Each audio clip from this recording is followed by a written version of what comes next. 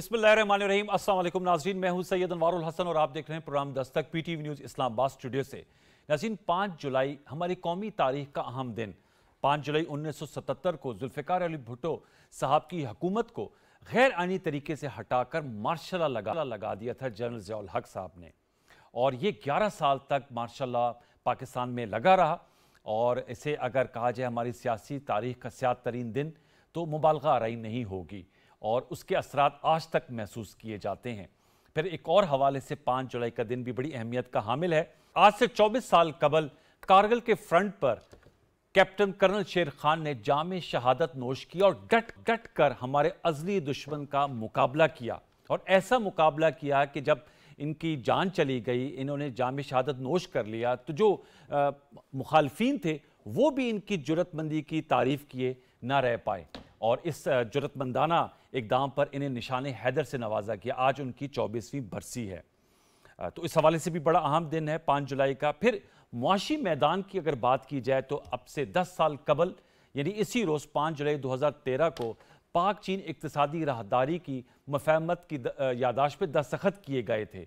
और ये मंसूबा, जिसे गेम चेंजर कहा जाता है पाकिस्तान के लिए, इसके नतीजे में अब तक 28 अरब डॉलर की सरमायाकारी हो चुकी है। तो आज उसको भी 10 साल मुकम्मल हुए। इस सिलसिले में इस्लामाबाद में खुसूसी तकरीब का भी इनेकाद किया गया। वज़ीर-ए-आज़म पाकिस्तान मोहम्मद शहबाज शरीफ साहब बतौर मेहमान खुसूसी उसमें शरीक हुए। वफाकी वज़रा थे, फिर चाइना के नाज़िमुल अमूर पाकिस्तान और चीनी हुक्काम भी मौजूद थे। यकीनी अमर है कि CPEC से पाकिस्तान को बहुत से फ़ायदे मिले, जिससे सबसे बड़ा फ़ायदा यह है कि पाकिस्तान में जो एक लोड शेडिंग का अजाब था, उस अजाब से हमारा छुटकारा हासिल हुआ। तो एक तो इस हवाले से दिन की अहमियत के हवाले से हमने बात की, इस पर ज़रूर हम गुफ्तगू करेंगे। फिर आज हम चूँकि इकोनॉमी की आजकल बात कर रहे हैं, तो इम्पॉर्टेंट इजलास भी हुआ और स्पेशल इन्वेस्टमेंट फैसिलिटेशन सेंटर की एपेक्स कमेटी का आज इजलास हुआ प्राइम मिनिस्टर शहबाज शरीफ साहब की सरबराही में, जिसमें आर्मी चीफ भी मौजूद थे और फेडरल मिनिस्टर्स भी थे। और वही बात की गई कि पाकिस्तान के जो स्पेसिफिक एरिया हैं जो कि पाकिस्तान तकदीर बदल सकते हैं, चाहे वो ज़राअत है, वो IT है, मिनरल्स है, माइनिंग है, आपका एग्रीकल्चर है, डिफेंस प्रोडक्शन है, इसमें हमने सरमायाकारी को खींच के लाना है और उसके अहदाफ भी मुकर्रर किए गए हैं। इन नुकात पे गुफ्तगू करेंगे। इसके साथ साथ एक और बहुत अहम इशू है लाहौर, जिससे आज हमारे 2 मेहमान लाहौर से हमारे प्रोग्राम में शरीक गुफ्तगू। उनका तारुफ मैं कराता चलूँ, लेकिन लाहौर हमने देखा कि एक रिकॉर्ड तोड़ बारिशें हुई हैं। 30 साल रिकॉर्ड टूट गया है और बारिशों की वजह से लाहौर जो है, ये कज़ाफ़ी स्टेडियम का एरियल शॉट आप देख सकते हैं, डूबा हुआ दिखाई दे रहा है। अंडरपास से सड़कें वहाँ पर बारिशों की वजह से ज़ेरे आब आई हैं और इस सैलाबी बारिशों के नतीजे में अब तक 7 अफराद जान की बाजी हार चुके हैं। और पंजाब में कहा जा रहा है कि जो मानसून है उसकी में भी शिद्दत में इजाफा हो रहा है और खुदा न खास्ता सैलाब का भी खतरा है। तो क्लाइमेट चेंज एक बहुत बड़ा एक इशू है जिसको एड्रेस करने की ज़रूरत है। लास्ट ईयर भी हमने देखा जिससे तबाही फेरी, 30 अरब डॉलर का नुकसान हुआ और अनफॉर्चुनेटली इन सैलाबी बारिशों से बहुत नुकसान उठाना पड़ रहा है। इन तमाम नुकात पर गुफ्तगू करेंगे। 3 नुमाइंदा शख्स आज के नीचे से हमारे साथ शरीक गुफ्तगू हैं, उनका तारुफ हम आपसे करा देते हैं। हमें इस्लामाबाद स्टूडियोज में ज्वाइन कर रहे हैं चौधरी जाफर इकबाल साहब, फॉर्मर फेडरल मिनिस्टर हैं, MNA रह चुके हैं। मुस्लिम लीग नवाज से आपका ताल्लुक है, आपका बहुत शुक्रिया। चौधरी जाफर इकबाल साहब हमें ज्वाइन कर रहे हैं। बैरिस्टर आमिर हसन साहब पीपल्स पार्टी के रहनुमा हैं, लाहौर से बजरिया स्काइप वीडियो लिंक मरकज़ी रहनुमा, आपका बहुत शुक्रिया बैरिस्टर आमिर हसन साहब। नसरुल्लाह मलिक साहब senior journalist analyst, new television पे अपना शो करते हैं, लाहौर से स्काइप वीडियो लिंक पे हमारे साथ मौजूद हैं, उनका बहुत शुक्रिया नसरुल्लाह मलिक साहब। तीनों मौजूद मेहमानों को फॉर्मल वेलकम। चौधरी साहब, अगर नसरुल्लाह मलिक साहब से गुफ्तगू का आगाज़ किया जाए। जी, उस्ताद हैं और लाहौर में मौजूद हैं। नसरुल्लाह मलिक साहब, सर ये जो 5 जुलाई की तारीख मैंने मुख्तलिफ हवालों से बताई और भी बहुत से इसमें इवेंट्स हुएंगे, इस पर भी ज़रूर आपकी राय लूँगा। चूँकि पहले मैं जानना चाहूँगा, आप शहर लाहौर में मौजूद हैं, पाकिस्तान का दिल है। सर बताइएगा बारिशों की क्या सूरत हाल है? 7 अफराद जान की बाजी हार गए हैं, क्या कहेंगे इस तमाम सूरत हाल से कैसे निपटा जाए? कोई अर्बन फ्लडिंग हो जाती है, पहले कराची में हो रही थी, कार का जा रहा था नकासी, अब आपका निज़ाम मुअस्सर नहीं है, अब लाहौर जो है लगता है पूरा ज़ेरे आब आया हुआ है, 7 जानी चली गई हैं, क्या कहेंगे नसरुल्लाह मलिक साहब? शुक्रिया अनवार साहब। देखिए, बुनियादी तौर पे तो बारिशें इतनी शदीद हुई हैं और जैसे कि आपने खुद बयान किया कि 30 साल रिकॉर्ड टूटा है पंजाब लाहौर के अंदर बारिशों का। तो इतनी शदीद बारिश थी रात 3 बजे से जिसका आगाज हुआ और मुसलसल बारिश होती रही, उसकी वजह से निकासी एक बड़ा मसला पैदा हुई। लेकिन ये देखें कि सारी कोताहियां अपनी जगह पे, क्योंकि हम बहैसियत कौम जो हमारा सीवरेज सिस्टम है उसके अंदर हम रुकावटें किस किस्म की डालते हैं। अभी ईद कुर्बान गुजरी जी। और आपने देखा होगा जिस तरह से आलाशें हम रोड के ऊपर फेंक देते हैं, फिर हम शॉपर्स का इस्तेमाल बैन होने के बावजूद अभी तक करते हैं। फिर हमें ये अंदाजा नहीं होता कि हम कंस्ट्रक्शन अगर कर रहे होते हैं तो सारा मटेरियल जो है वो भी उन्हीं सीवरेज के पूरे सिस्टम में जा रहा होता है। तो इस सब के बावजूद अगर आप देखें बारिशें इतनी शदीद थी कि जो लाहौर में से जो केनाल गुजरती है अभी से निकल के पूरे शहर लाहौर से गुजरती जाती है, आज वो भी ओवरफ्लो कर गई, उसका पानी बाहर आ गया, यानी नहर से भी पानी बाहर आया, इतनी बारिशें शदीद थी। तो मैं समझता हूँ कि एक तरफ हम जब गिला करते हैं हुकूमतों का सीवरेज के निज़ाम को दोबारा बेहतर करने का, दूसरी तरफ शायद हम ये बात भूल जाते हैं कि हमने भी इसमें कोताही की है बहैसियत कौम। हम जिन बस्तियों में जिन आबादियों में रहते हैं वहाँ कंस्ट्रक्शन पे कंस्ट्रक्शन किए चले जाते हैं। फिर उसके साथ साथ जो एक सफाई का निज़ाम है जो हमारे घर से शुरू होता है, स्ट्रीट से जो सड़क से बाजार तक जाता है, उसमें जो हमारा मजमूई रवैया है वो सीवरेज के निज़ाम को बंद करने वाला है, जिसकी वजह से पानी का फ्लो रुक जाता है। और मैं समझता हूँ कि ये बड़ा अहम मसला है जो हर बड़े शहर में आपको दरपेश आता है।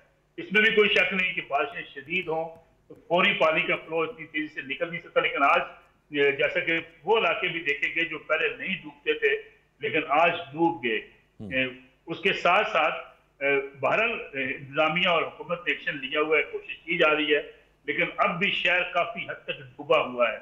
अच्छा। और शहर में बहुत सी जगहों पे अभी पानी खड़ा है, जो बताया जा रहा है शायद 24 घंटे ले सकता है, लेकिन चूंकि बारिशों की तो अब भी की जाती है, बारिशें पीछे से और हो सकती हैं, तो मेरे ख्याल में एक अलार्मिंग सिचुएशन है, सैलाब का खतरा भी है और बारिशों का जो है उससे ये एक मोहतात एक रवैया रखा जाना मैं समझता हूँ जरूरी है। बैरिस्टर आमिर साहब, सर आप भी इस हवाले से बताएगा, प्रोग्राम से कबल आपसे भी बात हो रही थी, आपने कहा आपका इलाका भी ज़ेरे आब है, आप इस हवाले से बताएगा। अब हमें अपने आप को अडेप्ट करना पड़ेगा, जैसे नसरुल्लाह मलिक साहब कह रहे हैं अपने माशरी रवैयों को बदलना होगा, क्योंकि अब ये एक रियलिटी है और इसकी मुख्तलिफ अशकाल हम उसके सामना कर रहे हैं क्लाइमेट चेंज का। अब आप देख लें कि लाहौर, शहर लाहौर बहुत माशाल्लाह अच्छी सड़कें बनी हुई हैं, अंडर पासेज हैं, लेकिन बारिशें एक तो इतनी ज़्यादा हुई हैं, दूसरा निकासी आपका निज़ाम इस तरह मौसर नहीं है कि पानी जिस तरह आता है वो उस तरह निकल जाए, बर वक्त निकल जाए। टाइम तो लगता है लेकिन अब इसके लिए कोई हल तलाश करना होगा।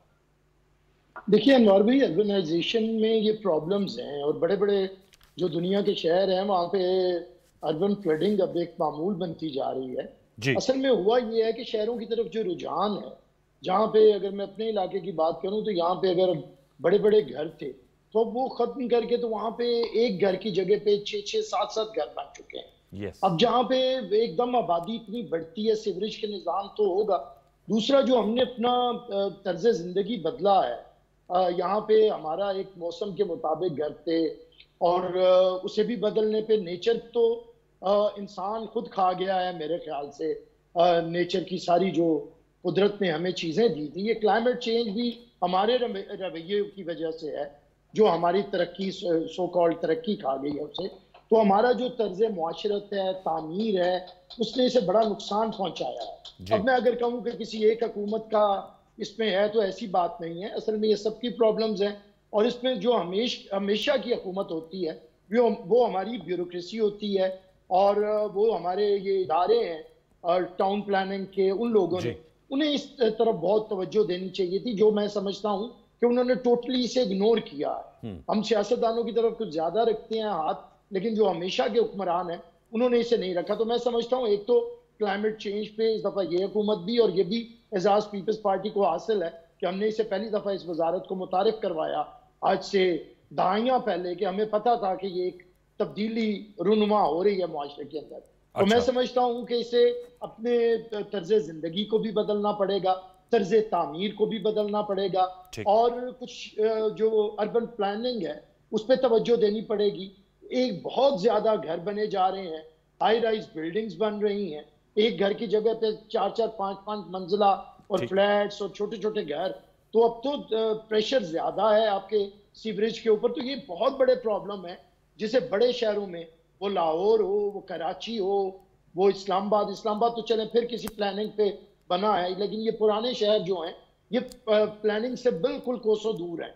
तो खूबसूरत सड़कें कुछ इलाकों की मेरे ख्याल से तरक्की नहीं हुआ करती कि अगर हम खास इलाकों की कुछ सड़कें दिखा दें तो वो 95% लाहौर की निशानदेही नहीं करती। लाहौर शुरू होता है शादरा से और उसे अगर कभी मुलायजा करें तो फिर पता चले कि उसके क्या हालात हैं। ठीक, तो मैं समझता हूँ अर्बन प्लानिंग की तरफ जरा तवज्जो दें। चौधरी साहब आप सर इस पे, चौधरी जाफर साहब आप कुछ कहें फिर हम आगे बढ़ते हैं। आप इस पे जो बहुत शुक्रिया।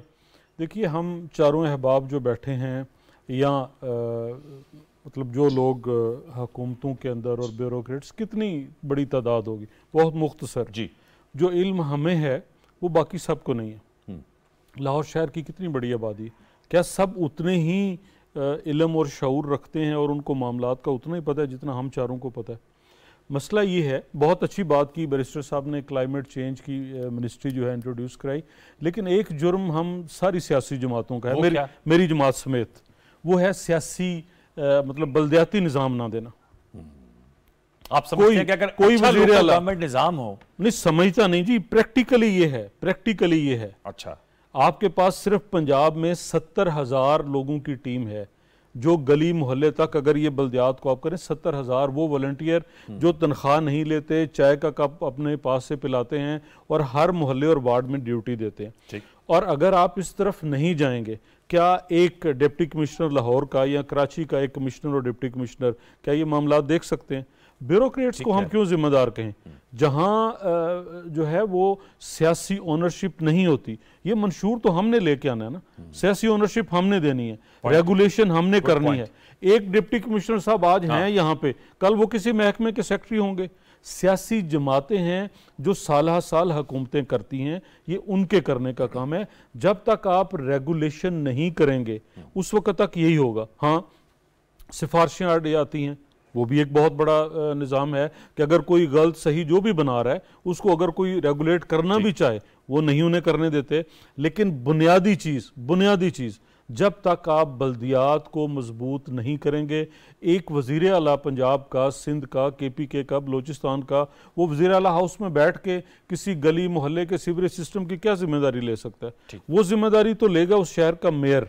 और अगर वो तसलसल रहे, वो नहीं है, और वहाँ पे ना आपका कोई बिल्डिंग का प्लान है, ना आपका टाउन प्लानिंग वाला कोई उस तरह से है, और फिर ये एक बात हुई कि लोगों की अर्बनाइजेशन, बड़े शहरों की तरफ आना, ये भी हमारा हुकूमतों का, अगर हम वही फैसिलिटीज कराची, लाहौर, रावलपिंडी, फैसलाबाद में ये सारी सहूलतें देंगे तो लोग आएंगे। और बहुत सारे दुनिया के अंदर ममालिक ऐसे हैं जिन्होंने अपनी बहुत सारी वजारतें, बड़े दफातर, बड़े इदारे वो बहुत दूर दराज इलाकों में जाके कायम किए ताकि लोग वहाँ पे वो सहूलतें हासिल होने से आबादी वहाँ पे आके करें और ये बड़े शहरों के ऊपर बोझ कम हो। वेरी इंपॉर्टेंट पॉइंट्स हम नुकात उठाए हैं व्यूअर्स। एक छोटा सा वक्फा लेंगे, वक्फे के बाद आएंगे तो जरा के हवाले से जो हमने एक तारीख बयान की है उस पर भी गुफ्तगू करेंगे। अहम इशूज़ हैं, इन पे बात करेंगे अपनी तीनों मौजूद मेहमानों से। एक छोटा सा वक्फा, दोबारा लौट के आते, हमारे साथ रहिए।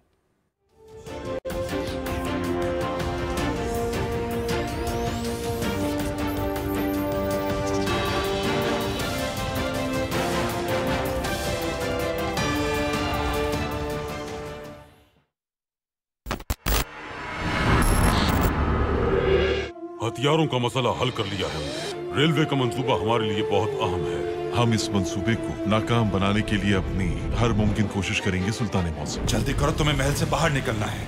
करसु फरार हो गए। पूरे महल में तलाश करें उन्हें। इस वाक़ये को इतना बड़ा बना देंगे जो इसमें शामिल हो वो दम बखुद रह जाए। हमारे मंसूबे का आगाज हो गया है अहमद पाशा।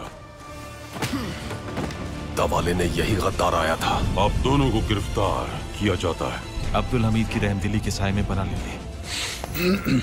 मार दूंगा तुम्हें। जहाज जल्द ही फट जाएगा। हम गद्दारों को हरगिज नहीं छोड़ेंगे। अब आपके वालिद का वक्त खत्म हुआ। हमारे बाबा हमेशा के लिए तख्त पर नहीं बैठ सकते। बीदार सुल्तान बराह रास्त उस सब का निशाना बनेंगी। मार दो इन्हें। अब्दुल कादिर!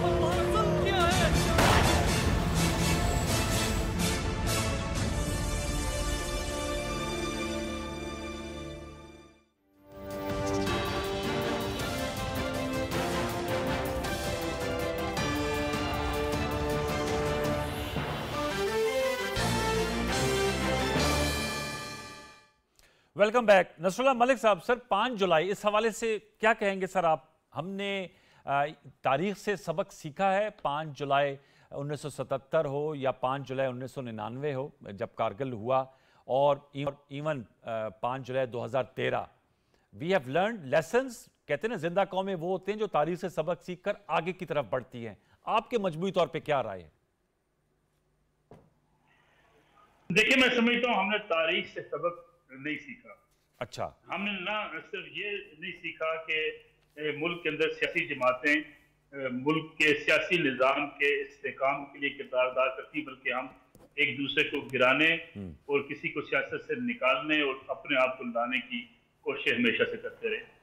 जुल्फ़िकार अली भुट्टो साहब की हुकूमत गई, उस हुकूमत के खिलाफ सियासी जमातें मैदान में थी और वही सियासी जमातें बाद में इक़्तिदार का हिस्सा बन गई। उस वक्त से ये सफर जारी है। और आपने देखा कि आज अहमद खान साहब का जो इंटरव्यू आज आप देख रहे हैं, अहमद खान साहब कहते हैं कि ये फैसला बहुत पहले कर लिया गया था कि मियां नवाज शरीफ को निकालना, और अदालती फैसला महज एक फैसला था। यानी जब आप ये चीजें तय कर लें कि सियासतदान मिलकर ये कोशिश करेंगे कि सियासी जमात का रास्ता बंद कर देना है, उसको हम सियासत से निकालना चाहते हैं, तो फिर सियासत मजबूत नहीं होती, न जमहूरियत मजबूत होती है, न पार्लियामेंट मजबूत होती है। इसमें सियासी जमातों का एक बड़ा किरदार है। अब लोग उंगलियां उठाते हैं कि नहीं जी, सियासतदान जो हैं वो शायद मजबूर होते रहे। सियासतदान मजबूर नहीं हुए। माजी में सियासतदानों ने सबक सीखने की कोशिश की। जुल्फ़िकार अली भुट्टो के बाद बेनज़ीर भुट्टो और मियां नवाज शरीफ जी की सियासत जब थी तो सियासी मुखालफत थी, सियासी दुश्मनी शायद नहीं थी।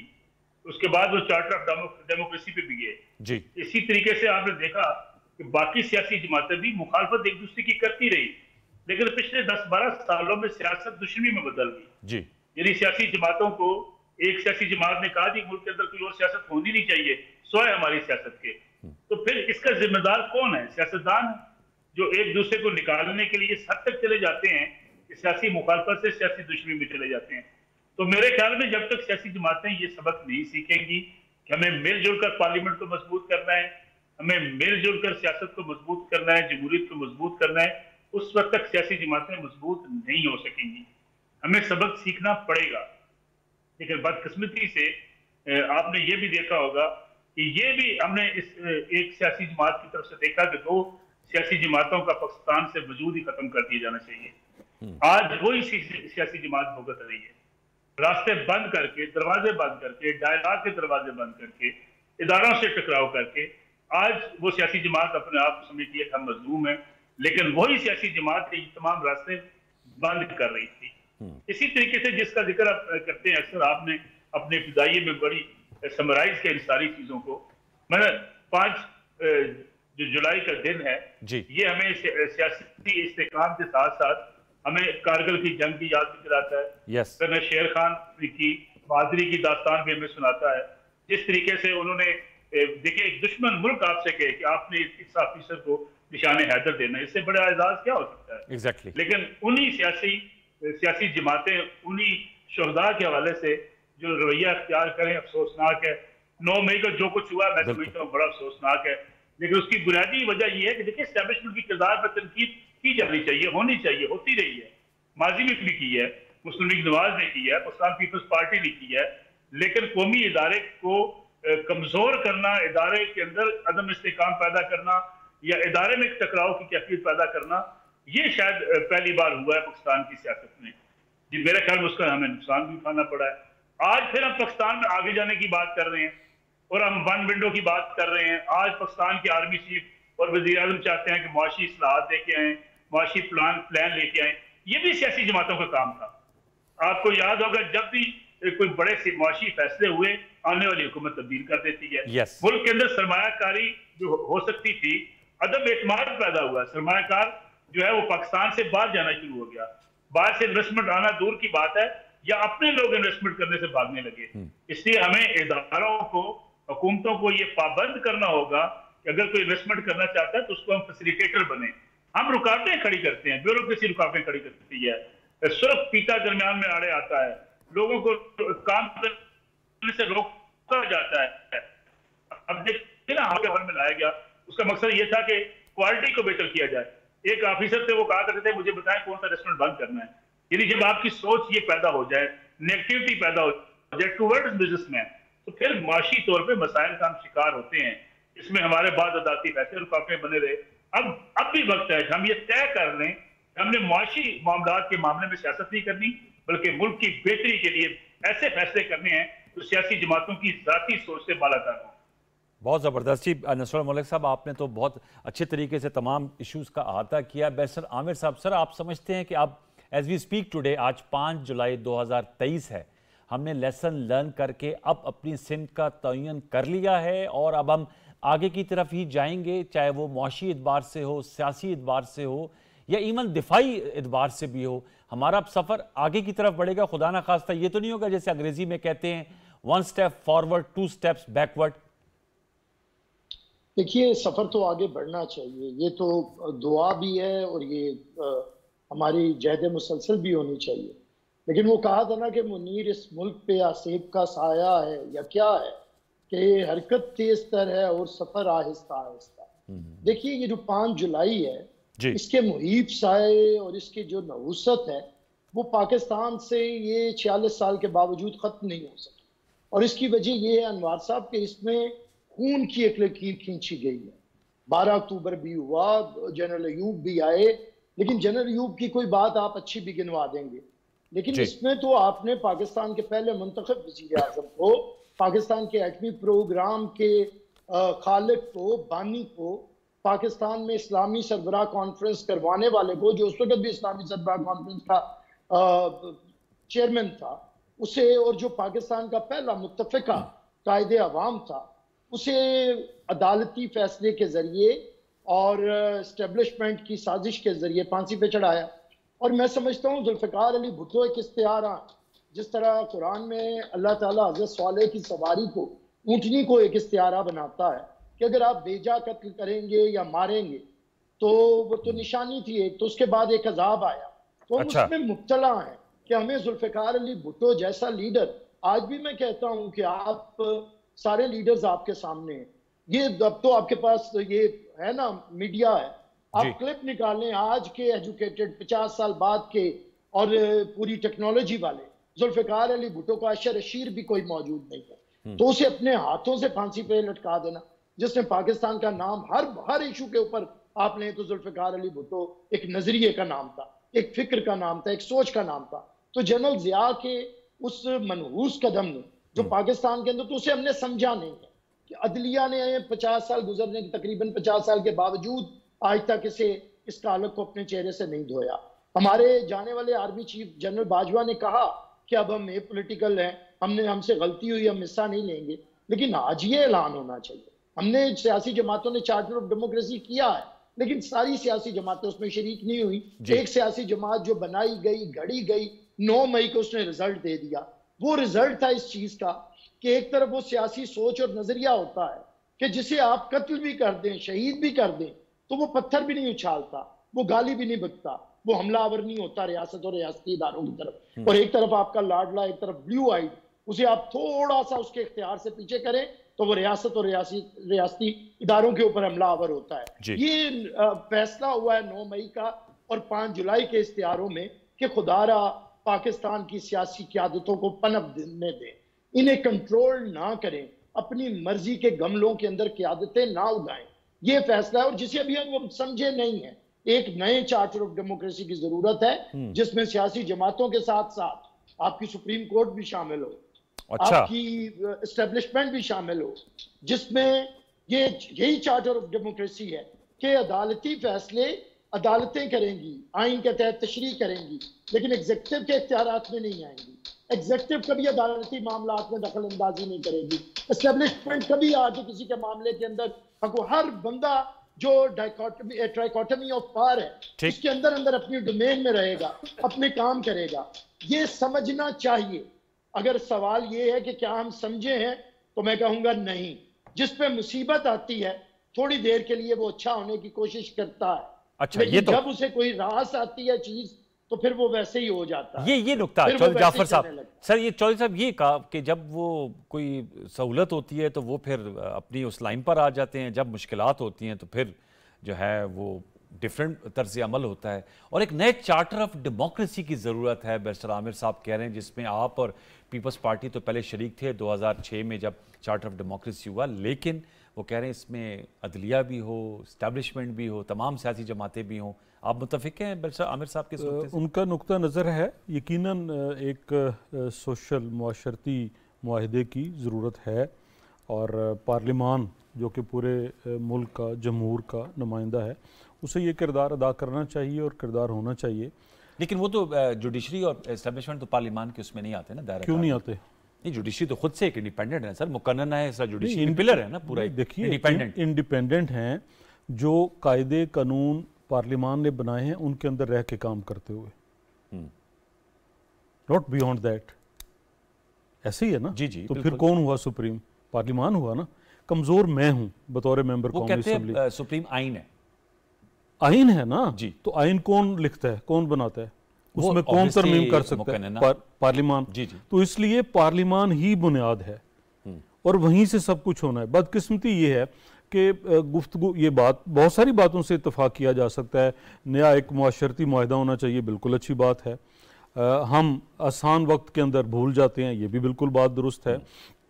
सबसे बड़ा अलमिया मेरे नज़दीक ये है कि जिनका हम जिक्र कर रहे हैं 5 जुलाई के, जनरल ज़ियाउल हक की बात करें, बाद में जो है मुशर्रफ साहब ने क्या किया, 12 अक्टूबर 1999, बाजवा साहब जो है वो क्या करते रहे, जनरल फैज साहब क्या करते रहे, वो अपनी जगह है। देखिए जिसके पास ताकत होती है, जिसने हासिल कर ली किसी भी तरह से, वो आपको बखुशी वापस नहीं देता जी। अब वापस लेनी है, मैं अवामी नुमाइंदा हूँ, तो सबसे पहले मुझे खुद पाक साफ और क्लीन होना है, और पाक साफ और क्लीन मैं हूँगा तो मुझे कौमी असेंबली के मेंबर से ज़्यादा किसी के पास इख्तियारात और ताकत नहीं है। लेकिन मुझे बहुत सारे महाजों पे एकदम लड़ना है। मैं मुख्तसरन अगर ये कहूँ तो जब तक मेरी सियासी जमातें, मैं सारी सियासी जमातों को कहता हूँ, क्योंकि सियासी जमात का वर्कर किसी भी सियासी जमात का हो वो बहुत काबिल एहतराम है। ठीक, वो मेहनत करता है एक सियासी नज़रिए के लिए, वो अपना रिस्क रोटी खुद कमा के लगाता है, अपने ऊपर भी मेरे ऊपर भी। लेकिन जब मेरी बारी आती है, क़यादतों के जनू में जिनके कदम लहू से रंगे हुए हैं, ए लोगों में कैसे उन्हें इज्जत माब लिखूं। अब अगर हमारी जमातें, हमारे जो सरबराह हैं, वो इन जमातों को इदारे नहीं बनाते, इंस्टीट्यूशंस नहीं बनाते, और वो कैसे बनेंगे? तो वर्कर की फिर आवाज़ नहीं होती? आपने कहा वर्कर ही आइडियोलॉजी के साथ चलते हैं, अगर वो इदारे नहीं बनाते तो वर्कर्स उसके खिलाफ एहतजाज करें, अपनी राय का इजहार करें। क्यों हर बात पे लब्बैक कहते हैं? देखिए लब्बैक वो उन चीज़ों पे कहते हैं जो आपका कौमी मंशूर है, उस पे तो सब लब्बैक कहेंगे। जहां तक पार्टियों के अंदर जमहूरियत की और पार्टी को एक इदारा बनने की, वो हर जगह बात होती है, तनकीद होती है, वो मैं अपनी पार्टी के अंदर रुकावटें ये है इसलिए नहीं बन पा रही कि जो मेरा इंतखाबी निज़ाम है, जिसे हम हल्का जाती बुनियाद पे इंतखाब कहते हैं, वो एक अच्छी तंजीम की जिद है। वहाँ पे जाफर इकबाल अपने हल्के में मजबूत है, साथ वाले हल्के में आबिद रजा साहब हैं, उधर नवाब साहब हैं, इधर परवेज इलाही साहब हैं, इधर कायरा साहब हैं, वो अपनी अपनी जगह पे मजबूत हैं। ठीक है, अगर आप इसको चेंज करके, जो कि अगर मेरे कायदीन, जब मैं मेरे कायदीन कह रहा हूँ तो मुस्लिम लीग नून नहीं, पार्लियामान की पहली सफ में बैठे हुए सबसे मुखातिब हूँ, वो क्या, वो एक छोटी सी तरमीम अगर करें वो क्या? और इसको मुतनासिब नुमाइंदगी पे ले आए, अच्छा, फिर जाफर इकबाल की मरहून मिन्नत नहीं होगी जमात, जैसे भी फिर पूरे जिले, पूरे देखिए वो सदारती निजाम है, वो एक अलग है, ऐसे ही है, तो उसमें बहुत सारी बेहतरी आएगी। नंबर 1, नंबर 2, अगर ये बना दें, ये बराबर में हम बहुत बातें करते हैं इंडिया से मुखालफत की और सारी, वहां एक कानून है कि कोई भी जमात बदलने वाला, नई जमात में आने वाला 5 साल तक उस पार्टी का ना ओहदा ले सकता है, ना ही वो इलेक्शन कंटेस्ट कर सकता है। जी हाँ, रियली कि इंडिया में ऐसा है कि अगर किसी ने पार्टी चेंज की, जैसे अक्सर हम देख रहे हैं, अब तो पार्टी फिर बन गई है, जी, सारे जो है उसमें जा रहे हैं, वो इलेक्शन ही लड़ सकते हैं, इलेक्शन ही 5 साल तक लड़ सकता है और ना उस जमात का कोई ओहदा ले सकता है। तो फिर उससे भी थोड़ी स्टेबिलिटी है, हौसला शिकनी होगी कि बहुत सारी नहीं होगी ना, तो बहुत सारी वो चीजें करने की। हाँ, जर्नैलों की बात करें, हमें उनका किरदार नहीं पसंद, मैं जर्नैलों की बात कर रहा हूं, मैं मुसल्लह अफवाज की बात नहीं कर रहा। वो हम उंगलियों पे गिन के नाम भी लेंगे, तनकीद भी करेंगे, सब कुछ करेंगे, सब मिलके एक्सटेंशन भी देते हैं। लेकिन हाँ, मिलके एक्सटेंशन भी देते हैं। ये भी एक स्याह धब्बा है जो मेरे माथे पे है, मैंने उसे कैसे धोना है, ये मैं कब धो पाऊंगा, ये भी है। जब तक सियासी जमातें मजबूत नहीं होंगी, वो अपने आप को इदारों में तब्दील नहीं करेंगी और बैठकर देखिए, हम बाकी सारी बातें करते हैं, हम पूरे मुल्क के अंदर अगर एक जैसा बल्दियाती निज़ाम नहीं दे सकते, सिंध के अंदर कुछ और है, पंजाब के अंदर कुछ और है, केपी में कुछ और है, और फिर इससे आगे मुशर्रफ साहब कुछ और देंगे, मैं आया मैंने कुछ और कर लिया, सिंध वाले अलग चाहते हैं, पीपल्स पार्टी वाले, पीटीआई वाले अलग चाहते हैं, तो हम जहां बैठ के ये फैसले करते हैं कि हमने मुल्क का कैसे वसाइल तकसीम करने हैं, वहां बैठ के मेरे लिए, ये मेरे कायदीन ये नहीं कर सकते कि मुझे पूरे पाकिस्तान के लिए एक निज़ाम दे दें। क्या रुकावट है? उसे भी आईनी हैसियत दे दें कि कोई उसमें चेंज नहीं कर सकता, लेकिन ऐसा नहीं होगा। इसलिए नहीं होगा कि अगर बल्दियाती इदारे, आप जरा पॉलिटिकल हिस्ट्री पढ़ें, तैयब अर्दगान साहब की पढ़ लें, वो कहां से आए? बल्दियाती इदारों से, बल्दियाती इदारों से परफॉर्म किया। अब एमएनएज और एमपीएस खाइफ हैं कि अगर बल्दियाती इदारे आ गए, वो क़यादत आ गई, तो फिर वो जो गली नाली में वहां गलियों मोहल्लों में सर्व करेगा, वो हमारी सीटें ले जाएगा और हमारी चौधराहट खत्म। इन चीजों में आके कोई ताकत जो है अपने से जाने नहीं दे रहा। तो आपने कहा कि हमने सबक सीखा, हमने सबक नहीं सीखा। हम फिर तैयार हैं इस्तेमाल होने के लिए, और ये बड़ी अच्छी बात की बैरिस्टर साहब ने नर्सरियों में पलने की, लेकिन हम अब खुद जाके उन गमलों में कूदते हैं। हाँ, खुद उन गमलों में जबरदस्ती तो नहीं लेकर जाता है कि आप इधर आएं और आप ये रोल इख्तियार करें। और ये आज अभी जो पिछले कुछ अरसा से हम सुन रहे हैं, और बहुत सारे लोगों को भी सच बोलने की, वो साकिब निसार साहब बोलना शुरू हो गए हैं, कल को बाजवा साहब, हामिद खान साहब ने जो कुछ कहा है, बड़े लॉयर हैं, वो सारा क्या है? उससे अगर उसी को सामने रख के, और शाहिद खाकान साहब जिस ट्रुथ कमीशन की बात करते हैं, अगर वो आज की पार्लियामान, अभी मेरी हुकूमत है ना, हम अगर आज बना लें और हम कहें कि साकिब निसार का भी ट्रायल होगा, हम कहें खोसा साहब का भी ट्रायल होगा, फैज हमीद साहब का ट्रायल होगा, अपना कमर जवेद बाजवा साहब का होगा, तो बिल्कुल ये किया जा सकता है। लेकिन ये आपकी लगता है ख्वाहिश ये पता नहीं किया जा सकता, नहीं किया जा सकता? मेरे जैसों की ख्वाहिश होगी। नसरुल्लाह मलिक साहब, ये आइडियलिज्म के शिकार तो नहीं हो रहे मेरे दो मोअज़्ज़ज़ मेहमान? मेरे ख्याल में दोनों जो बात कर रहे हैं ये काबिल अमल बात नहीं है। कोई ट्रुथ कमीशन इस मुल्क में कामयाब नहीं हो सकता। चौधरी जाफर इकबाल साहब हमारे भाई हैं, दोस्त हैं, उनकी खिदमत में अर्ज करूं, अगर आज ट्रुथ कमीशन बनेगा 2018 का, तो कल कोई उठ के ये डिमांड कर लेगा कि मियां नवाज शरीफ सियासत में कैसे आए थे, इसका भी कमीशन बनना चाहिए। तो फिर मुस्लिम लीग कहेगी नहीं जी, जस्टिस जुल्फ़िकार अली भुट्टो साहब आए थे, अय्यूब खान की उनको सरपरस्ती हासिल थी, उसका भी ट्रुथ कमीशन बनना चाहिए था। सियासतदानों को किसी सहारे के बगैर सियासत में आना चाहिए। लेकिन सर कहीं लकीर तो खींची जा सकती है नसरुल्लाह मलिक साहब, कतई माजरत कोई कहते हैं ना, लाइन ड्रॉ तो की जा सकती है ना सर? नहीं, मेरा ख्याल है इस तरह फिर आप मजीद उलझ जाएंगे। अच्छा, इसका रास्ता यही है कि आज के दिन से तय कर लिया जाए, माजी में जो कुछ हो गया हो गया। यानी आप इसे क्या निकालेंगे? अगर साबित कर लेंगे 12 अक्टूबर 1999 क्यों हुआ था, आप क्या निकालेंगे कि जनाब जुल्फ़िकार अली भुट्टो साहब को फांसी लग गई थी, तो आज उनके खिलाफ कार्रवाई की जाए, आज उन जजेस के खिलाफ कार्रवाई की जाए? भाई अब साकिब निसार साहब रिटायर होकर जा चुके हैं। अच्छा, फिर लोग कहेंगे भाई एक्सटेंशन आप देते रहे हैं, यानी वर्दी में आप मुंतखब करते रहे हैं, फिर चौधरी परवेज भाई साहब को भी बुलाना पड़ेगा। तो मेरे ख्याल में ये उलझाने वाली बात है कि इसको आप कपड़े को खोलते जाएंगे, निकलेगा दरमियान में से कुछ भी नहीं। ठीक, रास्ता एक ही है कि आज सियासी जमातें ये तय कर लें कि रूल्स ऑफ गेम आइंदा क्या होंगे।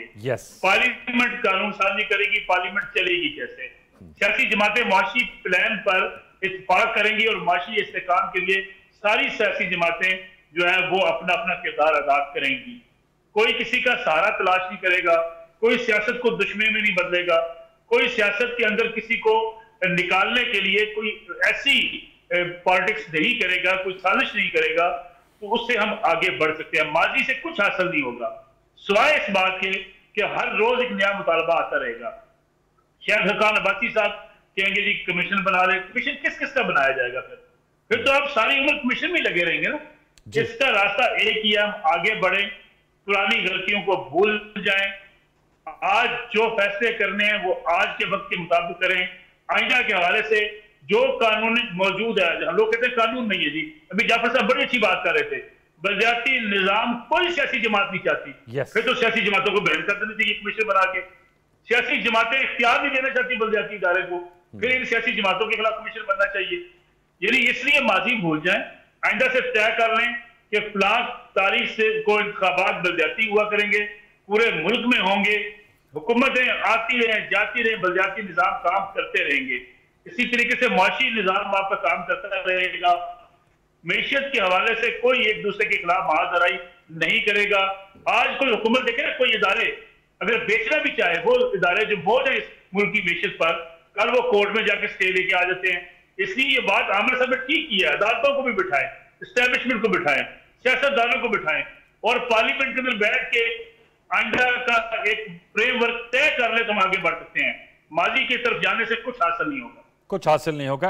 आई एग्री विद यू कि हमें अगर आगे तो rules of the game set कर लें, उसमें सियासी जमातें लीड लें, किरदार अदा करें, और जो आने वाले दिनों में ट्रांजिशन आनी है उसके बाद जो गवर्नमेंट आनी है, क्योंकि ये भी जो व्यूअर्स IMF को मुआहदा हुआ है, ये हमने अपनी पुरानी नशिस्तों में कल और परसों बताया कि ये 3 हुकूमतों ने इसको डील करना है, मौजूदा हुकूमत ने, फिर केयरटेकर गवर्नमेंट ने, और इंशाल्लाह जो इंतखाबात के बाद हुकूमत आएगी। बैरिस्टर आमिर साहब, सर आप क्या कहेंगे, rules of the game set होके मुआशी प्लान और ये जो बल्दियाती निज़ाम की बात कर रहे हैं, हैमर करें इस नुक्ते को चौधरी जाफर साहब, आप समझते हैं कि एक यूनिफॉर्म बल्दियाती निज़ाम, और सबको पता हो कब बल्दियाती इलेक्शन होने हैं, कब जो है वो फेडरल गवर्नमेंट और प्रोविंशियल गवर्नमेंट के इलेक्शन हो रहे हैं, असम्बलीज के, कोई इसमें रखना ना डाले ताकि जो ट्रांजिशन है वो लोगों तक जाए और इक़्तिदार का इंतकाल हो और लोगों को अपने मसाइल हल हो एट द डोर स्टेप्स।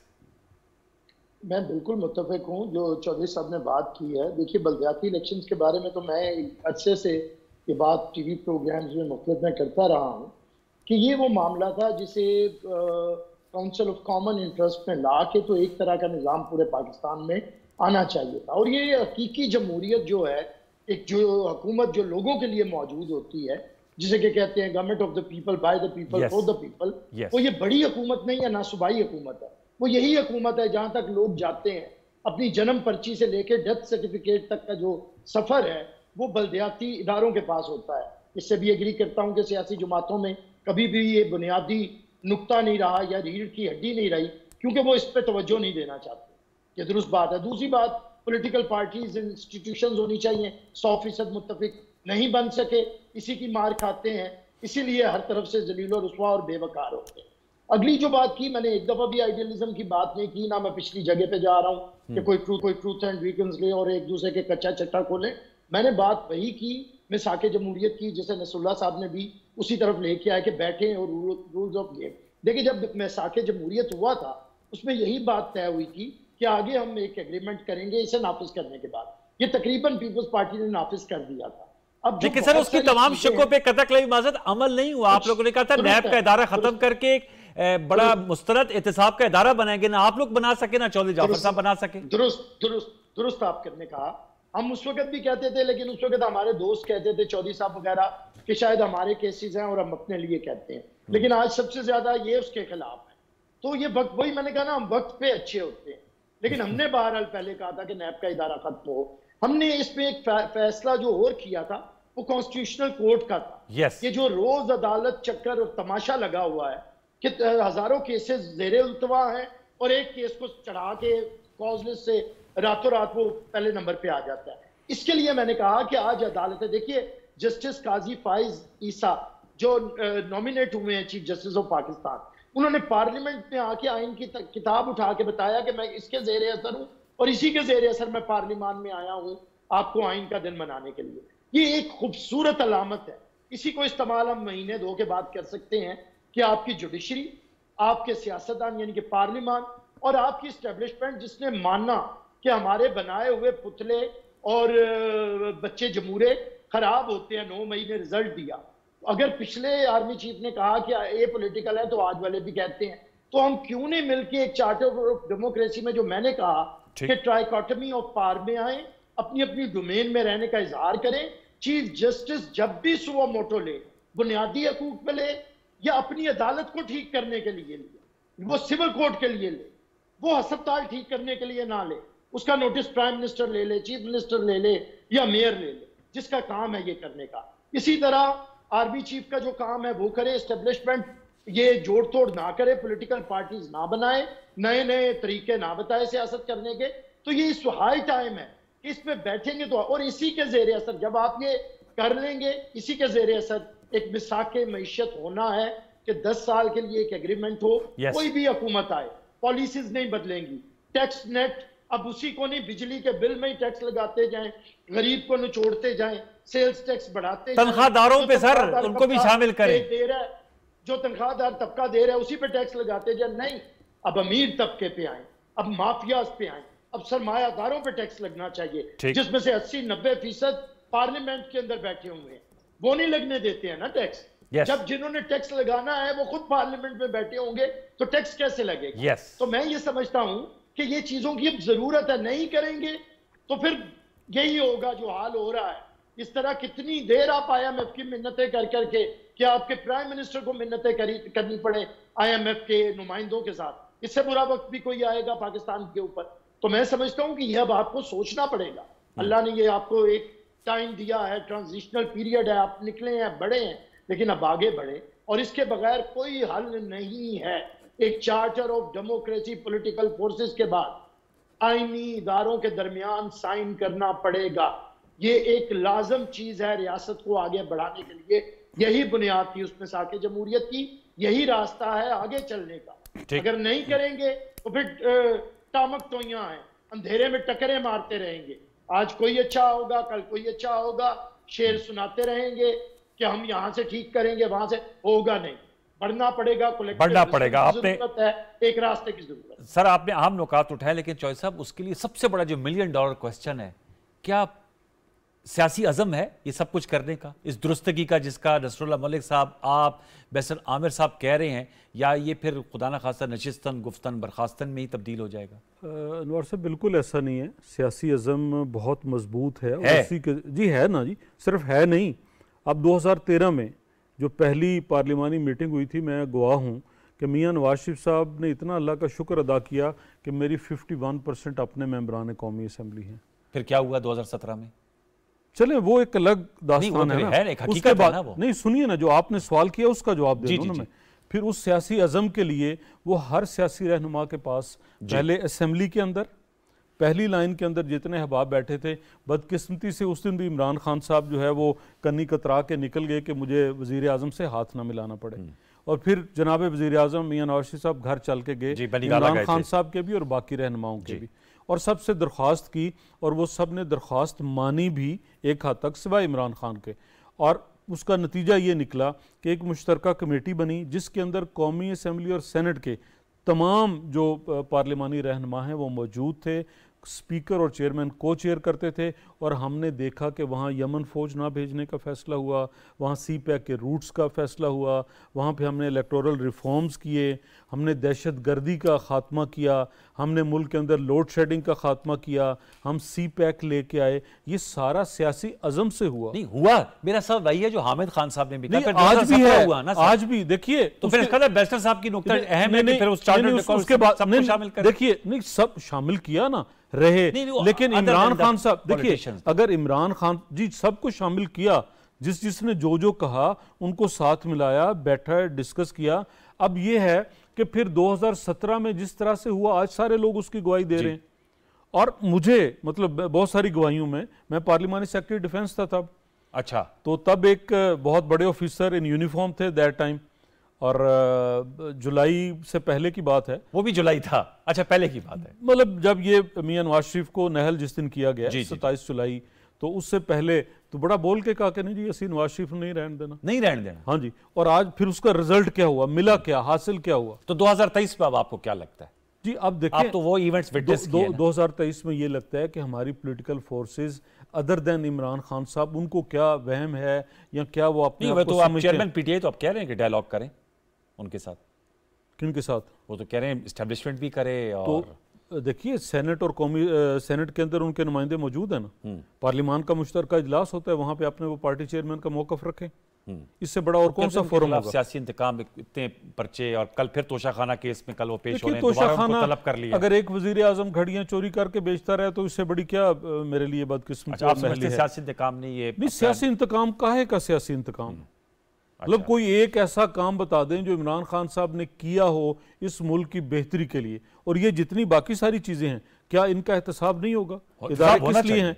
और मैं तो एहतसाब के लिए आप समझते हैं कि ऐसा इदारा हो जिसका परसेप्शन ये ना हो कि ये पॉलिटिकल इंजीनियरिंग के लिए होता है? किसी इदारे की जरूरत नहीं है। जो अदालतें मौजूद हैं, जो इदारे मौजूद हैं, वो अपना काम करें, तो किसी नए इदारे और नए कानून की जरूरत नहीं। जैसे शौकत सदीकी साहब की भी बातें सामने आ जाती हैं। फिर नहीं, शौकत सदीकी साहब को तो वो काम नहीं करने दे रहे ना, वो ला के बिठा देते हैं लोगों को, वो तो उनकी बात हो रही है। और अगर उनको बुला के ट्रायल किया जाए तो फिर ये नहीं होगा। इदारे तो मौजूद हैं ना, ऐसा नहीं है कि इदारे मौजूद नहीं है, इदारे मौजूद हैं, उनको काम करने दिया जाए। और आप ये 9 मई की हम बात कर रहे हैं, जो 2014 में हुआ, इसी टीवी पे बैठे हुए, रात का वक्त था जब यहाँ हमला हुआ, मैं किसी एक प्रोग्राम में बैठा हुआ था, तो क्या रेडियो पाकिस्तान पेशावर इससे ज्यादा मोहतरम है? ठीक है, प्राइम मिनिस्टर हाउस के दरवाजे पे पहुंच के वो अलवी साहब की कॉल मौजूद नहीं है, वो इन्हीं अदालतों में केस नहीं गए थे। वजीर आजम हाउस से कोई मोतबर और कोर कमांडर का या किसी का घर है? नहीं है यकीनन। इसी तरह पार्लिमान से क्या GHQ ज्यादा मोहतरम है? अगर इन तीनों इमारतों पर हमला करने वालों का ट्रायल होता और उन्हें उस वक्त जनरल फैज हमीद की टीम सौरतकारी ना करती तो आज ये ना होता, यकीनन ना होता, यकीनन ना होता। Point taken. नजरुल्लाह साहब, सर पॉलिटिकल विल है जिससे हम कहते हैं ये तमाम चीजें करने की? Short answer towards the end, close कर रहे हैं सर प्रोग्राम। मेरा नहीं ख्याल आप भी हम उतने संजीदा हैं इन मामलों के हवाले से, होना चाहिए। और अगर आज की हुकूमत और आज की अपोजिशन और आज की हुकूमती इत्तेहादी इस सोच के साथ कि हमने अगले सफर को बेहतर करना है, मुल्क के इस्तेहकाम के लिए काम करना है, तो चीजें हो सकती हैं। लेकिन कहीं ना कहीं हम जाती मफादात को सामने ले आते हैं और मुल्क की मफादात को पीछे कर देते हैं, जो सबसे बड़ा नुकसान है। सबसे बड़ा नुकसान है। चले, हम उम्मीद और दुआ करेंगे कि अल्लाह करे कि पॉलिटिकल विल का मुजाहरा हो। और जो आज हमारी गुफ्तगू हुई है, बड़ी अच्छी इल्मी और पुरबस गुफ्तगू हुई है, वाक़याती गुफ्तगू भी हुई है, इससे सबक सीखकर हम आगे बढ़ें। आपका बहुत शुक्रिया नसरुल्लाह मलिक साहब, बहुत शुक्रिया बैरिस्टर आमिर हसन साहब, बहुत शुक्रिया चौधरी जाफर इकबाल साहब, आपने शिरकत की। गुफ्तगू थी, फेसबुक और ट्विटर पर अपनी राय से नवाजिएगा। कल तक के लिए सैयद अनवारुल हसन और दस्तक की प्रोडक्शन टीम को इजाज़त दीजिए। अपना बहुत सा ख्याल रखिए। अल्लाह ने के बाद।